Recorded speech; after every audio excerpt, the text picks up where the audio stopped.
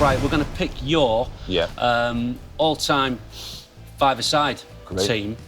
It's going to be Manchester United because you're a United fan, aren't you? Of course, yeah. You're not the manager of this five-a-side team. Yeah. You're like the I'm the chairman. You're like the the board, chairman. yeah. Like the chairman. So we need the 5 players. Yeah. I'm going to give you someone on the bench as well. Great. So should we start in the sticks? Yeah, why not? Go on. I'm going for Peter Schmeichel straight away because not only his technical ability, but his communication with his defenders. He was a bit of a bully. He didn't mind shouting. Tremendous shot stopper. Although at five-a-side, he wouldn't have, a lot of his attributes were steaming out as fast as he could and spreading his legs and intimidating. Starfish. Yeah. In a five-a-side goal, it's like... So he won't be able to do the starfish as well, but I still believe he's a big lump for a five-a-side goal. And I think he'd be a good shot stopper. And again, he's good on the communication, Peter Schmeichel. He's a great communicator, so that's important in five-a-side as well. So, yeah, I'm going with Peter, whatever. I thought you might have gone with De Gea. No, I'm not going with De Gea. I'm more old. I think De Gea is an incredibly talented keeper, but I think I'll put Peter in purely because he was there at those very pivotal moments in the history of the club, and he deserves to be in my five-a-side team. All right. So you've got your keeper. How are you setting up your other 4? My first person on the sheet's George Best, without a shadow of a doubt. Because five-a-side, I've noticed when I play it, five-a-side opens up the game for the skillful guy who can find a couple of yards, who can swivel, who has the hip movement. You know, it's a great game for someone who's got that kind of body movement, and George had it in spades. So George is on there without a shadow of a doubt, and he obviously is my main go-to guy on the pitch. Was he like was he your hero? Would you say like a bit of an influence? He was an hero because I think it's to do with missing it, and all I got was the folklore and the footage that you managed to watch, and obviously as you read into it more, if you're interested in anything like I was, you know, George was the first in many ways. He was the first true superstar rock and roll celebrity footballer.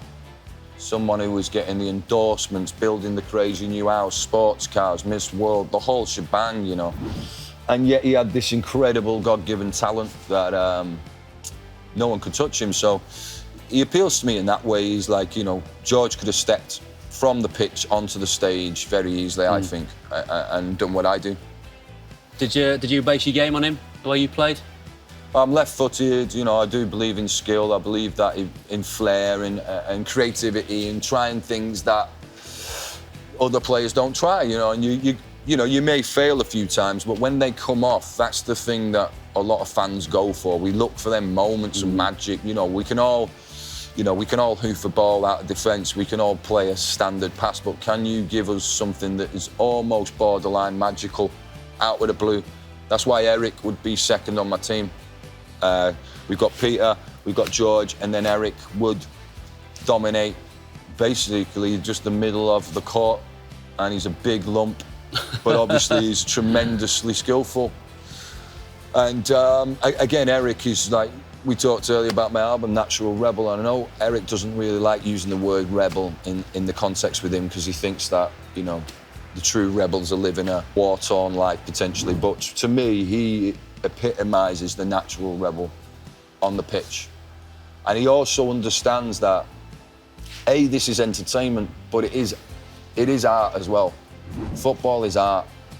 It's just that a lot of players, A, they don't have a brush on their boots, or they're unaware of it, and their role isn't to be artistic, you know what I mean? Tony Adams' role wasn't to be artistic, you know, but George's and Eric's, they were artists on the pitch. So I want to see art. I want to see Paul Scholes on my team as well. It's a decent team, isn't it, shaping up? I want to see Paul on there because for me, of my era, he's the greatest player that Man United ever had. You know, homegrown, without a doubt. Out of all that batch, I think he was that crop of players, I think he was head and shoulders above the rest. And he lived in a period where only in England could you find it difficult to find a position for Paul Scholes. I know we've said that before, but only our country would have that problem with a player like him. That Zidane saying's the greats, he's one of the greats. You know, everyone knows that. He's an incredible passer of the ball. He can unlock a defence, he can score. Paul Scholes could literally do anything other than potentially consistent, clean tackles. Yeah. But then I didn't care about that anyway, because he probably needed to hack the guy down anyway for the team. There's that myth, isn't there? It's like, oh, he didn't know how to tackle, but he knew what he was doing, didn't he? Paul Scholes made doing. premeditated tackles that stopped the flow of the game most of the time. He was doing it for the team, you know what I mean? Reducers, I think they call them, Richard. Yeah. What's the point of having some danger down there when we can sort it out here? Just get a free kick and we can all regroup and get on with it. All right. So it's shaping up. Schmeichel, Best, Cantona, Scholes. Yeah. I want to go right back, but this is more for the old people watching this who remember him. And I think I want Duncan Edwards to really marshal the whole back of the court, of the pitch, you know. And I think him alone, from the stuff I've read, from the amazing accolades and praise that the fans who watched him at the time, and that could be players, Bobby Charlton. You know, when Bobby Charlton holds someone in such high esteem, this guy must have been something else. Yeah. And I think it's only right, if I'm going to put a United team together, that one of the Busby babes was involved in it. And not only one of them, the one that everyone said that, you know, the club in England were probably going to build around for a decade. That's how good this man was. And he seemed to have a real connection with the fans, and it was an era where fans and footballers, you know, they might get on the bus together to the match, even though he's a legend in their eyes, but he's still got that humble thing that he's no different to them. You know, he's been given this position and he's going to use it, he's going to train hard. And when you see photographs of him, that guy's thighs were like huge. And he looks like a modern player back in another time zone. Yeah. He looks physically like he could walk out now in the Premiership, no? Is he a skipper? He's a skipper, 100%, yeah. And I think, really, I'm not really that a defensive team that I've chosen, but I think he'll marshal that area and let the Mavericks and the geniuses get on with it. Because George isn't running back, is he, really? And Eric's not running back. George has got his shirt out of his shorts, we know that. Yeah. His socks are already down his ankles and he's waiting for the ball in the other end, you know, and that's where I want him to stay. I don't care about him coming back, so...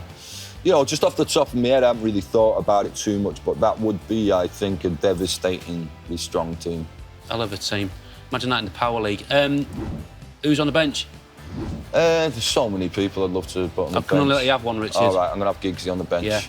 Yeah, Giggsy on the bench for, you know, we're talking about, obviously, each of these players are in their prime, so you have devastating pace, the type of person who probably get it rolled off the keeper in our half and he'd probably be scoring within about 9 seconds down the other end. So, you know, Ryan definitely deserves a place. You know, one of the most decorated, if not the, in the history of the club. Future manager of United? You see, you know, I was one of them ones that would have liked to have ridden it out a few years when he had the job, because look at the trust that Barcelona put in Pep when he was a young man. Yeah. And how that story's unfolded. You know, everyone says, oh, it's the deep end, this, that and the other, but I swear to God, Ryan would have done a good job with those lads around him. And ultimately, you've got to understand the essence of Man United. As far as I'm concerned, if we lose, but we lose with style, flair and attacking-minded football, I can deal with that. But if we lose in a negative way, that's not Manchester United. Manchester United is the spirit of attacking, creative, fast football, where we hit you on the break and before you know it, we've scored. You know, in the heyday of Ronaldo and Rooney and that team, we really got that down, that fast breakaway, attacking football. That's what you hear at Old Trafford, attack. Yeah. People don't want it. So I'm still excited. I still give Jose a lot of, you know, who am I to talk about someone like him? I mean, I think the press are amazing. I know it's their job, but you know, he's the one with the trophies in the cabinet. Yeah. He's the one with the amazing history. So I'm going to stick with Jose for a while, give him that the credit he deserves and the respect, and see what happens. But if I was managing the team, that's where my emphasis would be. Of course, you've got to have a good spine, but I want us to always be that team of flair and attacking football. First game is Tuesday night, 7:30 at the Power League. I'll bring the oranges. Yes, man. See you there, mate. See you there. Cheers, Richard.